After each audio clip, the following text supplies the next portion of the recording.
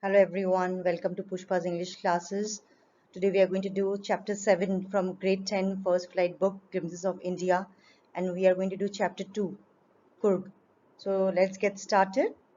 The first page of this text, Coorg, can be divided into three topics. The first paragraph talks about Coorg, a heavenly place, why it can be called a heavenly place. The second paragraph talks about the weather and environment of Coorg, and the third paragraph talks about the people of Coorg. So let's try to understand the first paragraph. So we are told in the first paragraph that Coorg, district of Karnataka, lies between the towns of Mysore and Mangalore. It is like a heaven on earth.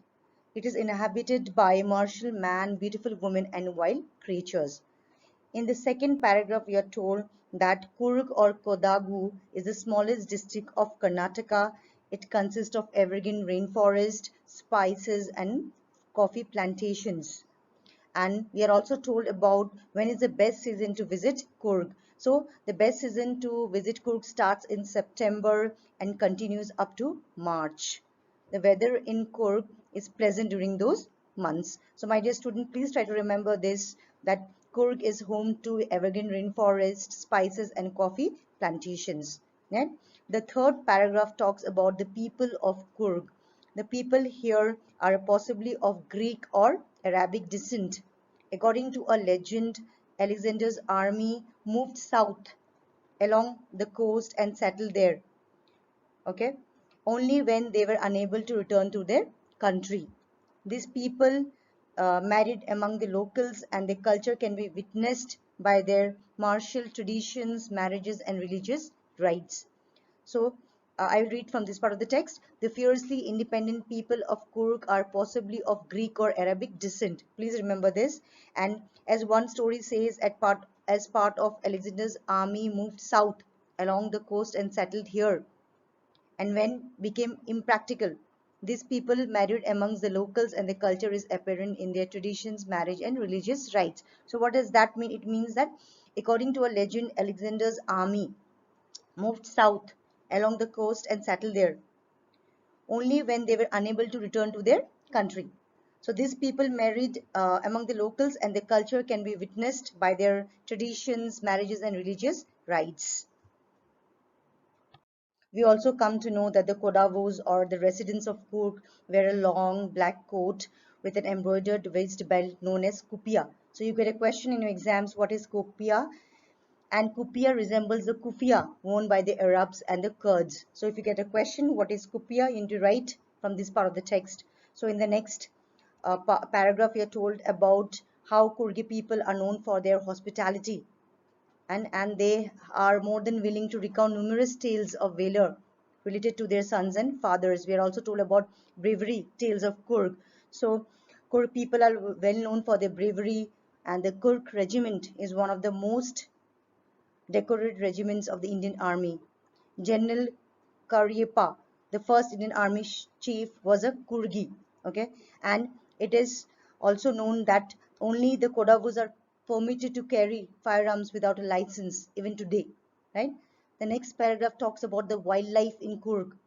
Coorg is home to a large number of wild animals and birds. Mahasir, a large freshwater fish, is found here. Kingfishers, squirrels, langurs live without any fear. Wild elephants enjoy being bathed, scrubbed in the river by their people. The river Kaveri gets its water from the hills of Coorg. So I think whatever I've told so far, it's very important. This particular page talks about bravery tales of Coorg. It also talks about wildlife in Coorg. How the river Kaveri obtains its water from the hills and forest of Coorg. The Coorg has Mahashir, a large freshwater fish abound in these waters, kingfishers, squirrels, langurs, right? Elephants enjoy being bathed and scrubbed in the river by their mayhouts. So this part of the text is very important. The most laid-back individual becomes converts to the life of high-energy adventure with water rafting, canoeing, rappelling, rock climbing, and mountain climbing. So it says that even a person who's very lethargic becomes very adventurous on coming to Coorg, as it is full of adventurous sports like river rafting, canoeing, rock climbing, etc. The last page of the text tells us that, if you take a walk in this region, one may find a variety of animals around them: birds, bees, butterflies, fly around you, while squirrels and langurs, keep an eye at you from the trees, while elephants can also be found in Coorg. So the text also tells you, if you have to have an overall look at the beautiful city of Coorg, one must climb up to the Brahmagiri hills, because it gives you the panoramic view of the entire misty landscape of Coorg. Okay, the Coorg is surrounded by its astounding places of beauty, like the island of Nisargadhama, okay, and Bailakuppe, which is India's largest Tibetan settlement. Monks wearing red, orange, and yellow garments can also be found in the district of Coorg, where the lifestyle is a fascinating view for the travelers. A mix of diverse cultures can be seen here, which represent the heart and soul of India. I'll read a few lines from the text, which I've already explained, that will give you more clarity.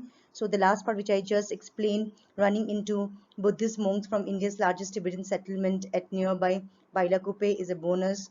The monks in red, yellow, different garments are amongst the many surprises that wait to be discovered by visitors searching for the heart and soul of India. So if you want to find or search the heart and soul of India, you'll get there in Coorg. So I hope you have understood the text. If you like this video, please do like, share, comment, and subscribe to my channel. Thank you for watching.